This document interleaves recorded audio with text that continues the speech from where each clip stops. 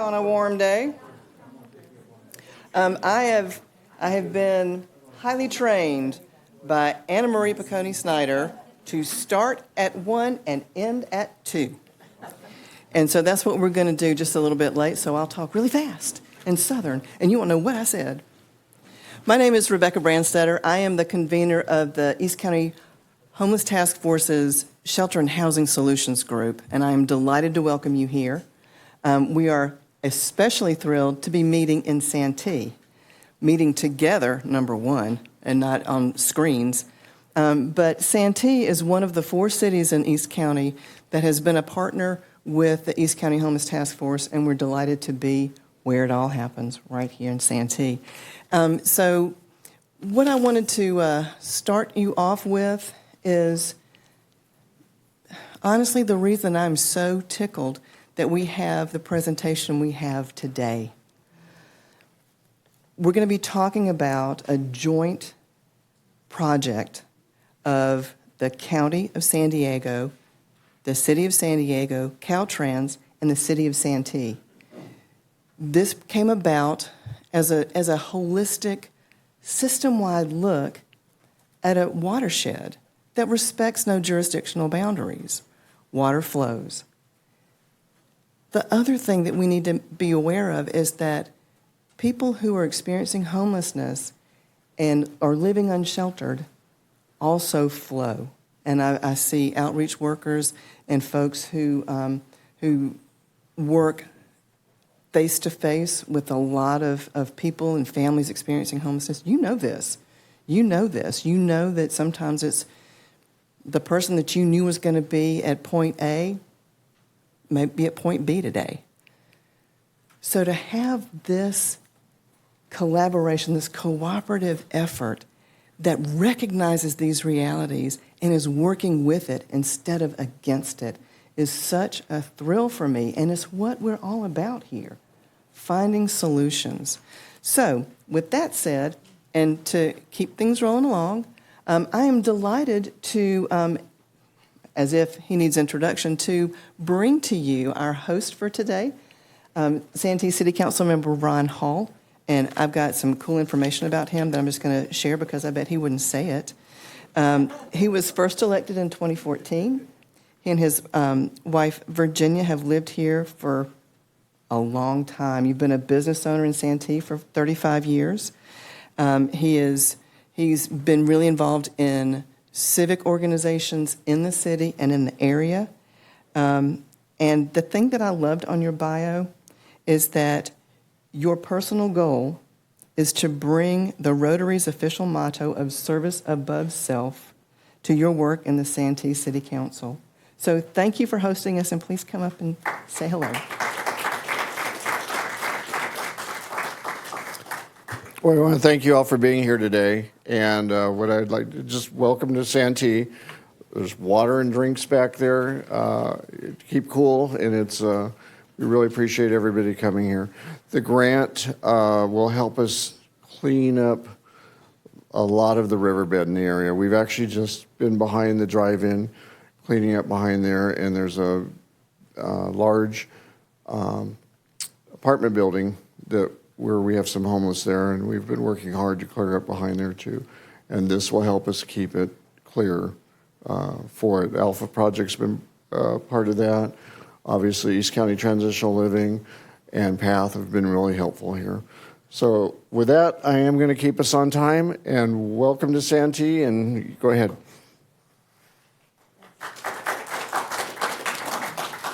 Thank you. And so to keep rolling along, I'm going to introduce to you, as if she needs an introduction, Megan O'Dowd, who has been a strong partner with the task force for a number of years. She has been working on issues like this, serving highly vulnerable populations for 20 years. She has done that in private sector and in the public sector. She's the program coordinator with the County of San Diego's Department of Homeless Solutions and Equitable Communities. In that role, she is responsible for the development, implementation, and oversight of housing programs serving those experiencing homelessness and at risk of homelessness. And I'm just so excited about this program. I'm gonna shut up and step back and let Megan go.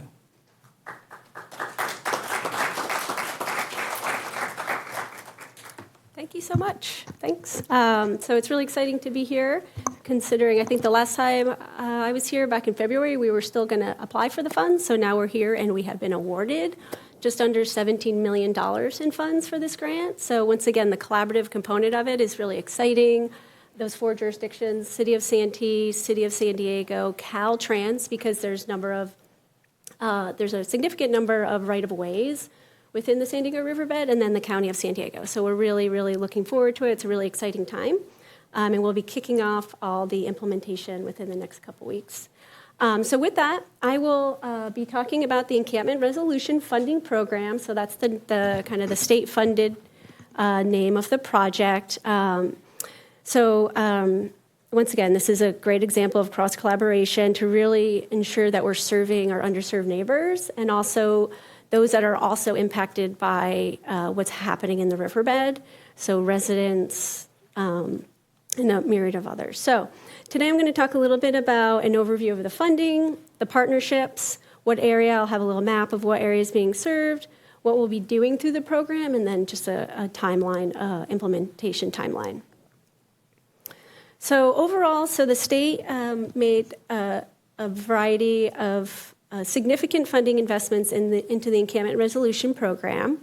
So the kind of the key components, including funding projects that resolve the experiences of unsheltered homeless in the encampment, that is the priority, to ensure that we are providing appropriate best practice solutions to those that are experiencing homelessness in the riverbed. Well, and for our encampment is the riverbed, but in encampments across the state of California. To make sure that we're transitioning individuals into interim and permanent housing solutions, that there are clear pathways to permanent housing. So we're not just moving some of these individuals that are in the riverbed into other areas, but really to permanently resolve homelessness. And then to ensure that we're using data, that it's a non-punitive approach, it's low barrier, housing first, and coordinated approach. And when we say housing first, we don't mean housing only, we mean housing that's also wrapped with critical and customized services, once again, to ensure resolution of long-term housing placements. So on December 1st of 2022, the governor announced a notice of making $240 million available through the Encampment Resolution Funding across the state. That is part of a $700 million investment into resolving encampments. So eligible applicants included counties, continuum of cares, and cities. And so we, the county, are the fiscal entity for the application. So we will be administering the funds and working collaboratively with the other jurisdictions. We applied within the second window. So we applied in February and we're just recently announced of our award notification. 50% of all the funds are prioritized to locations that are in state right-of-ways, which is why we have partnered with Caltrans. And so oftentimes those are also very dangerous areas for people to be residing. Our application kind of fit all of those really critical components within our application: right-of-way, collaborative partnerships, housing solutions, not just short-term housing solutions, and serving a highly vulnerable location with significant needs. So as noted, our partnerships are the county, the City of San Diego, Santee, and Caltrans. We are also working with a variety of other partner entities. The San Diego Riverbed Foundation is one example, and other contracted partners that also work with us at the county and the city to ensure these efforts are implemented. And I'll speak to what those specifically are. So once again, our priority encampment is the Riverbed corridor from the City of San Diego to the City of Santee and Lakeside. We anticipate serving approximately 300 individuals, including inflow of potential new individuals that may come into the location, which other programs that we've done and delivered, it often becomes word of mouth, and we can see potentially an inflow, but we have done this in other programs, and will control for that as well. And we know that there's approximately 300 individuals through some mapping, documentation, and data we were able to use through the San Diego River Park Foundation. They've been a really good partner for us as it relates to data, where people are, who the people are. It's also important to note the San Diego Riverbed has a lot of property owners, and so part of our work will be engaging with a myriad of property owners as we engage and resolve people experiencing homelessness. Once again, we have $16.9 million.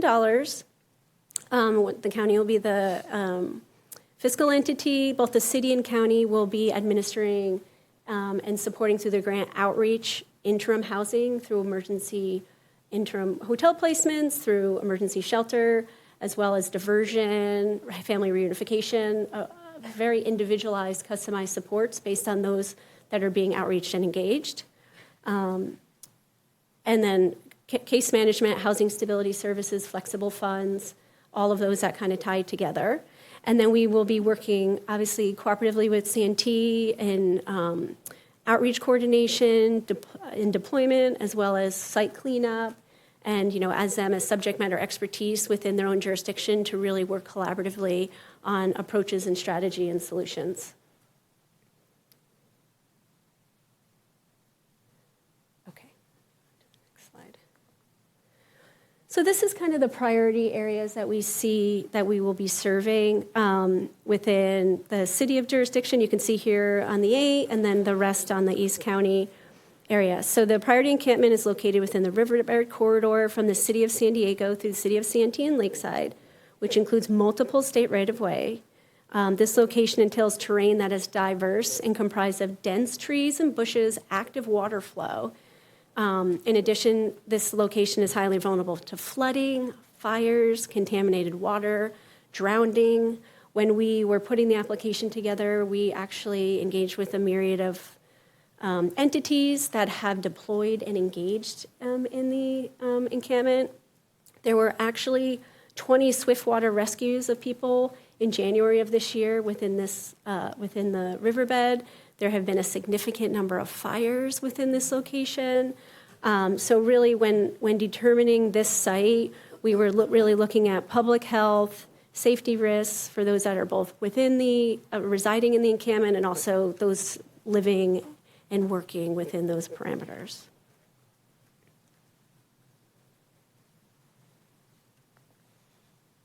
Many of you are familiar, so the San Diego River Bed Foundation, we were able to deploy with them on multiple deployments just to kind of get a sense of kind of what the site looks like. This is right behind the movies, which many of you are aware. They're quite built up encampment sites. Many have been there for a long time. There is a good amount of garbage, displaced items that will entail cleanup.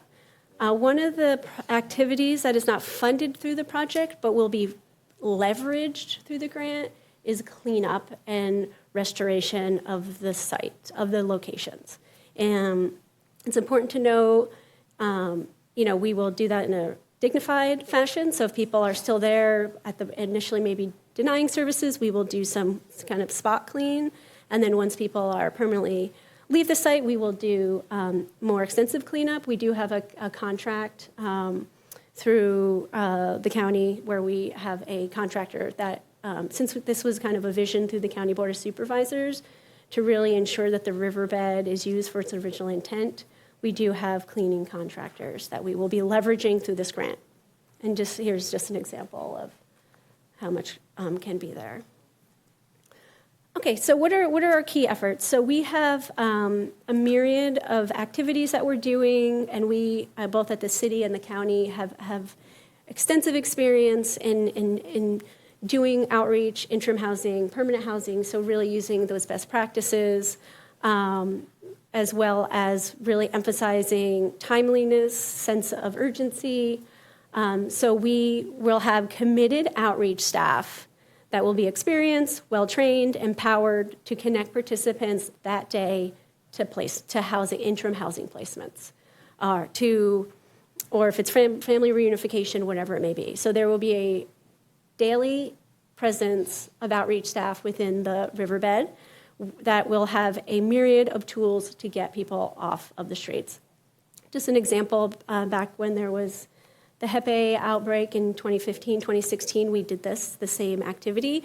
We had outreach staff deploying. We had Ubers and cabs to transport people into hotels. We did all the administrative placement of the hotels, and then we would deploy case management, work with them in the hotels to immediately get the vitals that they needed to get into permanent housing, and then we did the housing navigation to get them into permanent housing. So this is the model that we will be using. So a sense of urgency, subject matter expertise in the work, ongoing engagement of participants. One of the things that we all, and you can kind of see in some of those pictures, many people have been there for many years.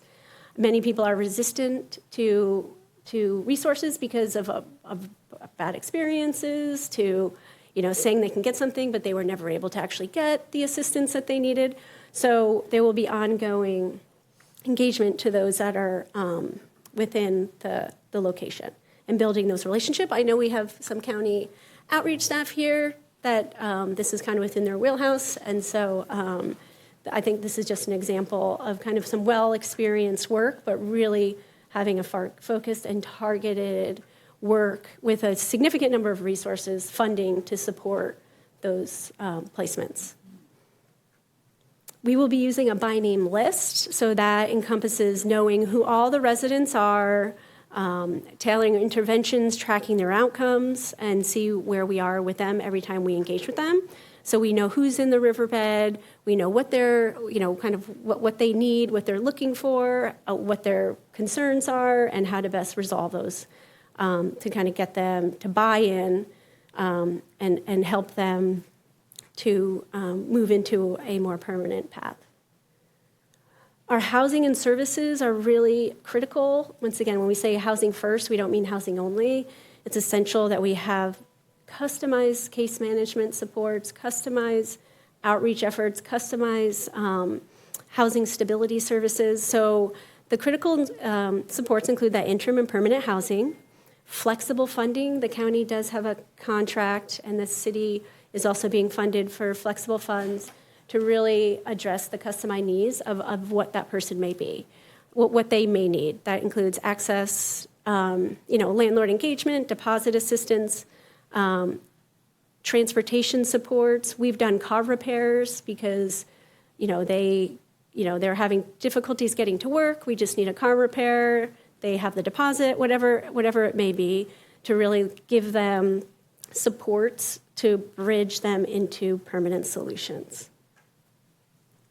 So once again, that includes securing vital documentation, transportation to medical appointments or viewing units, vehicle repair, pet-related needs, laundry services, first aid kits, storage of personal belongings. So those are the customized supports that we would have available through Flex Funds, and this will be a leveraged effort that is not being funded through the grant. And finally, we want to ensure that the riverbed returns to its original intent or original use. So we will be utilizing that cleaning contract as well. It's really important that we emphasize, we're not moving people, down the way. We are ensuring the key critical solution and why our project was funded in a very competitive pool of applicants. Just note it was overprescribed, the applicants, to the amount of funding that was available, was because of our strategy to ensure interim and permanent housing placements. So once again, we will outreach, get people into interim housing. We will provide what is essential to get them into permanent housing, and then move them into permanent housing with housing stability services. There will be services while they're in the hotel or emergency shelter, whatever the interim housing placement may be, and there will be housing stability services once they are placed into permanent housing, and I'll speak to a little bit of what that looks like.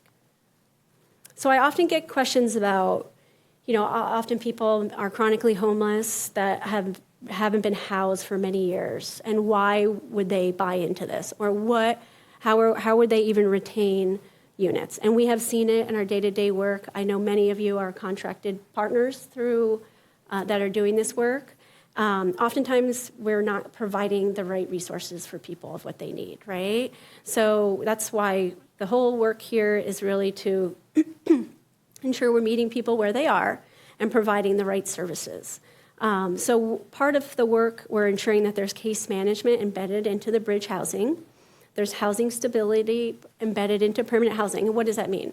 That means when somebody's moving into their unit, oftentimes that's a very anxiety-ridden period for people.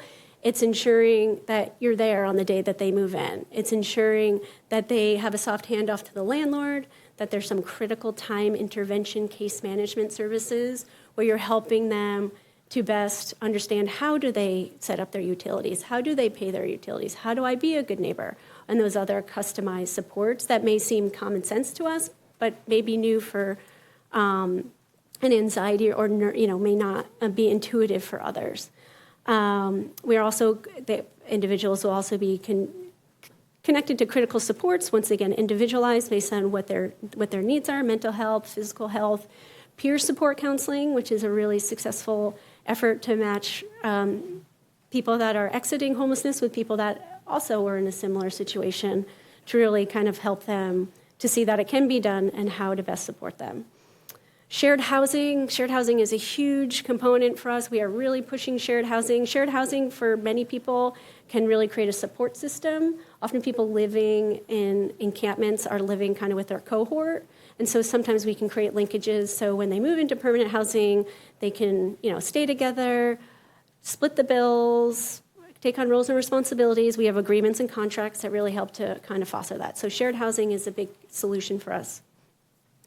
Also, with our flex funds, we can do some immediate problem solving when issue arises with like landlords or shared housing tenants or other pieces. So how would we know that is because we're providing housing stability services, so we have our hand on the pulse of kind of what's happening within those units. Access to flex funds, as I just noted, and once again, ensuring that the resources are low barrier, housing first, and we don't implement zero tolerance rules. We really ensure that there's a relationship with the landlord and that the lease is legal. But we, just like any other person moving into a unit, we have the same expectations to be a good landlord, to be a good tenant, and adhere to their lease. So once again, just kind of a recap. So we have approximately $17 million to do a whole variety of services, either leveraged or being funded through the grant. We expect to implement, going out and deploying and housing placements in the next couple weeks in August. I noted on here we did apply for another encampment resolution grant in the Plaza Bonita, and we anticipate hearing that in August, and that would be a similar model to this project as well. Often people hear that as the jungle area, so that is something that we will be closely listening to. That also is a shared partnership too. So the things that we're learning through our collaborative relationship now will be also with the City of Chula Vista, National City, and Caltrans. We anticipate full utilization of our interim housing in May. We think it'll take, we'll do a heavy lift between August and December, getting many of the 250, 300 into interim housing, but also we anticipate having an individual be a little bit more resistant, so we expect kind of full utilization in May. And then permanent housing, lease-ups, permanent placements, all of that through January of 2025. And then extending all the funds through June 30th of 2026. So that covers the slides, but I'm completely open for questions, discussion. Hi. Joseph Enskis, Interface. Yep. She's got a microphone. Oh, sorry. So everybody can hear you. Joseph Enskis, Interface Shelter Network. The interim housing that you were talking about, having the heavy lift from August through December, what's that going to look like? Yeah, so it'll vary, but for the city of San Diego and for the county Lakeside Santee. So the city of San Diego will be using some emergency shelter beds within the city, but also interim hotel motel placements. And for us in the East County area, we will also be utilizing interim. Unfortunately, we don't have enough. We have very few, if any, emergency shelter beds. So we will also be utilizing hotel motels. We are going to be putting out a procurement for a provider. We will be putting out a procurement similar to what we have in some other programs. Our people are aware of the RHAP program. We're making some changes and modifications to this particular procurement with the intent of, once again, that expeditiously getting people into hotels, motels. Once again, it's all based on availability, client choice, what's needed. There's a variety of factors.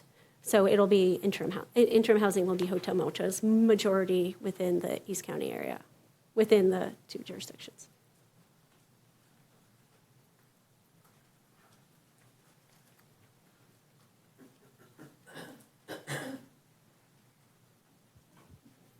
I might have missed this. Did you say when the due date was for the grant? So we submitted it in February, and then the grant goes through June 30th of 2026. Okay. And so if any providers want to apply, what's the due date for that? Yeah, so the continuum of cares, counties and cities are eligible to apply. And so if there are partnerships that could be established, there is the third application period just closed, but there is a new influx of funding for this fiscal year that should be coming out from the state. And so maybe partnering either. And then it looks like there's 2 kind of key service areas. So in the model, are you envisioning it as being like different teams in the different service areas and what those teams might look like? Yeah, so the city of San Diego will be, based on their application, contracting out the outreach and some interim housing solutions. The county, we will be utilizing our outreach teams. Well, we're adding staff to our current outreach teams and then utilizing a contractor for the interim and permanent housing solutions. Thank you. If people want to volunteer to help with the riverbed, is there going to be a website, and is there going to be opportunities for citizens to volunteer and participate in the cleanup? In the cleanup? Mm-hmm. That's a really good question. I know the San Diego River Park Foundation they do clean up within the area. They're a wonderful group. Do we have anybody here from there? They're an amazing group of women leaders that are fantastic. They're like environmentalists with a social lens of support. So the San Diego River Park Foundation would be a great avenue to do that. Yeah. Something about the River Park Foundation. We've got some flyers back here. It's not cleanup, but they do an annual or biannual census in the spring and in the fall, where you can go out and kind of like the point in time count and count folks in the riverbed early in the morning through a couple hours later. So the next one is tentatively September 16th here in Santee. So if you want to sign up for that, it's really like the point in time count, a rewarding experience. So we've got some information over here about that. Yeah, and that census really helped to drive our program implementation or our planning. When is the actual startup date for it to happen in Santee, this part of the riverbed? August, we will be deploying outreach teams and placing into interim housing. So within the next 2 to 3 weeks. Okay. Yeah. And we will be working, once again, the collaborative component of this work, and Marlene has been great, and I know that City Council supported our project. We will be working collaboratively, and this will not be, a siloed effort that the county is leading. It truly is a partnership across the 4 jurisdictions, and really ensuring that we're working collaboratively. We know where people are, we know what the outcome of that person is, that by name list, the cleaning, the long-term placement. We'll have public-facing dashboards, so we'll be working cooperatively and to make sure the intent of the grant is fulfilled.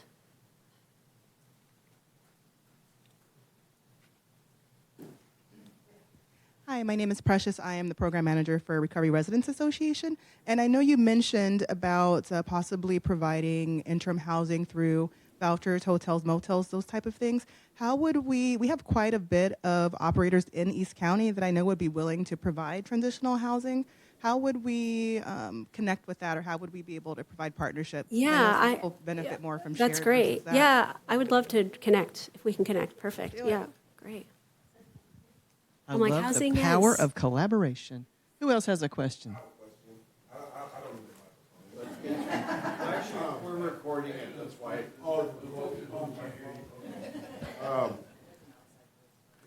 Curtis Mayo, I work with PATH, San Diego Outreach Worker. I'm typically in the riverbed, Santee, and Lakeside.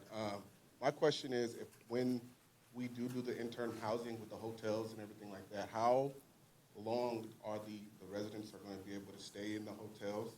Also, due to the fact that, as we recently all seen, that San Diego does have the third highest rental market in America, so most of our clients do have to deal with, it's not necessarily maybe mental health issues and everything like that. We can get people into places if they can afford it. So our biggest gap that we're trying to find or to fill is the income part, because most places want 3 times the income. So my question is, how long are we going to be able to keep people in that housing, and how long are we going to be able to assist them to maintain that housing?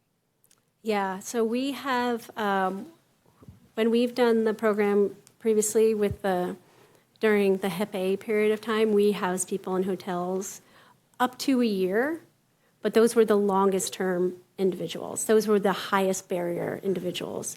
Otherwise, we do have some kind of tiers and benchmarks that we've created in the hotel contract, where our goal is to kind of get people within 45 days housing ready, where they have their minimum vital documents. We are not, I know previous programs had adhered to some higher criteria for higher housing placements, like kind of default to like the Section 8 process, which we are not. So it is, what do you need to get into a unit? You need potentially ID, you need potentially proof of income if you have income, or a letter of support showing that the rental assistance being paid. So we do have some tiers. So our goal within the 45 days, if somebody's still in the hotel within 45 days, we're working with the contractor on we put people into kind of tiers, the highest barriers, minimal or middle level barriers. We have historically housed people up to a year, but we take them, once again, very individualized. It costs less money to house somebody in a permanent unit than it does to house somebody in a hotel. So our goal is to, once again, find the right solution. Is it shared housing? Is it connecting them to the Social Security? We have a HDAP program, connecting them to legal aid to get some form of income through Social Security. So there will be a myriad of kind of solutions that are being addressed to get people out of the hotels, but we understand that it could take longer for those that have the highest barriers. We have people that have like 6 or 7 evictions. It does not mean that person can't be housed. It means we have to come up with some good problem solving to get them into a unit with some strong housing support services. So it's definitely customized, but we want to be responsible and good stewards of the funding, that we're not using all the funding in hotels as we can go farther with the rental assistance subsidies. Dan Bickford with the Kiwanis Club of Santee. How does the Kiwanis, or other service clubs for that matter, help you out? Yeah, that's a really, really good question. I'm just trying to, yes? Some of the clubs and service agencies have been really good at providing financial resources for like emergency cabins that Amicus does, and Amicus is here today. So there are some other ways to put people in temporary shelter while they're having case management and getting into the housing. So I think that's maybe one way. Yeah, definitely. Yeah, in terms of from volunteering with the River Foundation for some of the other cleanups, we will be contracting with an entity that will be providing these services. And so once we have that entity, nonprofit entity, they can be a conduit to, clothes donations, other individualized supports. Also, we always ask, one of our biggest challenges is community buy-in from a whole variety of efforts that we do. Always coming and publicly speaking in a positive, to support certain projects that really help us. This is just, this isn't done in a vacuum. We need more affordable housing, right? We need other additional supports to create a pathway into permanent housing solutions. NIMBYism is always a challenge. We all want to get people helped, but not in our neighborhood. So really ways that we can best educate others to come and speak positively about solutions. I had a question that kind of goes back to what Curtis had mentioned about like affordable housing and sustainability. Are there like allotted permanent supportive housing vouchers, or is it like working through the regular CES system to get matched to that? Yeah, so participants will go through the coordinated entry system. As you probably are aware, there's very limited permanent supportive housing units, and they all are fed in through the coordinated entry system. So everyone will go through the coordinated entry system. That's kind of how we've done business. We know that there's not enough units or not enough subsidies or supports in that way, so that's why we will be utilizing this as a complement to coordinated entry. But PSH is huge need. And just note the County Housing and Community Development Services, kind of our other arm within the Health and Human Services Agency, is developing PSH, but definitely not enough to support it. Here we go.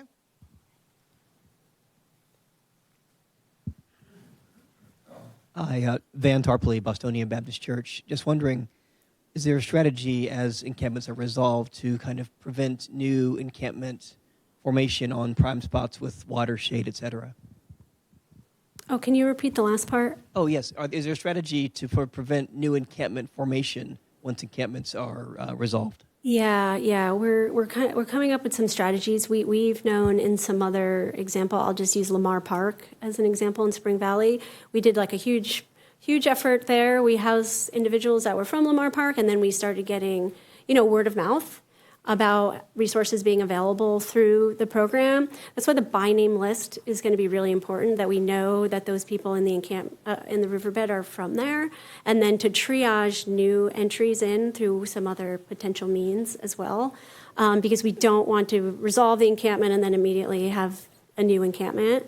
So we want to really make sure we're messaging appropriately. We want to ensure that we have the by name list. We are going to ensure that the services and the housing provided through this grant are for those that are in the San Diego riverbed. So we will be coming up with some kind of triage strategies for that.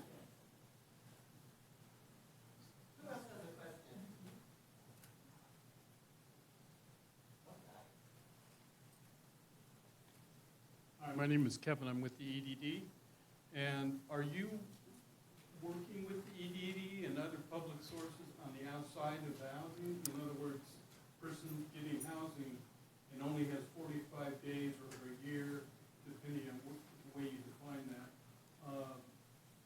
How are they getting training, or are you working with training that wouldn't be extra funding, but maybe in certain programs like WIOA, or in my case, JVSG? And EDD, I'm sorry, I just want to clarify, in terms of those that are receiving unemployment benefits? That's employment development. Yeah, so you're talking about getting them employment ready? In other words, Yeah. part of your program, would it include, at least towards the end, that they get to a provider that could offer them training, education, that is more geared towards their skill set? Yeah. Building skill set? Yep. And part of the strategies do, and not in the potential hotel, it depends on where we are in the kind of the continuum for each individual. But yeah, linking individuals to either employment supports, SSDI, SSI, some form of income is always a critical component for, and we will also have the outreach staff connecting individuals to, whatever the assistance that, food benefits, longer term, CalWorks benefits, whatever it may be.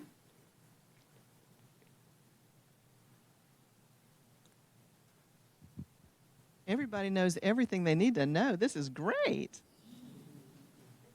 I am not necessarily trying to keep anybody here until 2 o'clock, but I have somebody who would like to say something.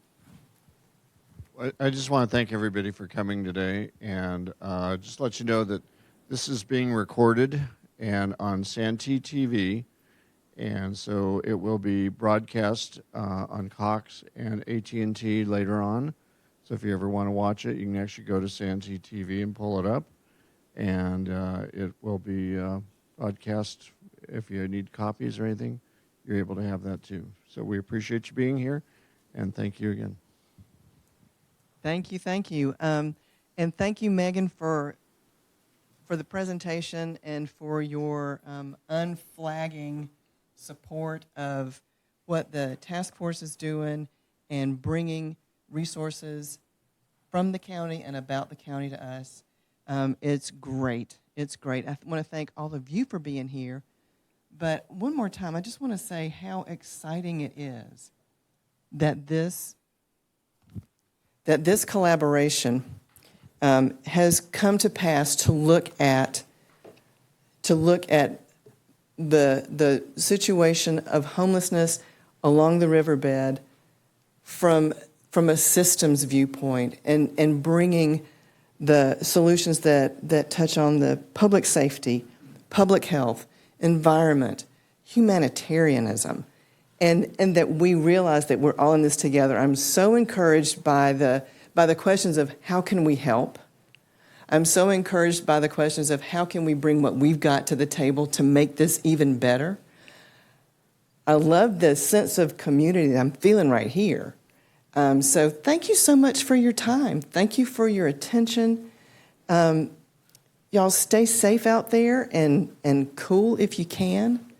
And I appreciate it. We'll be in touch with you about our next meeting in August. It can't be this hot in July.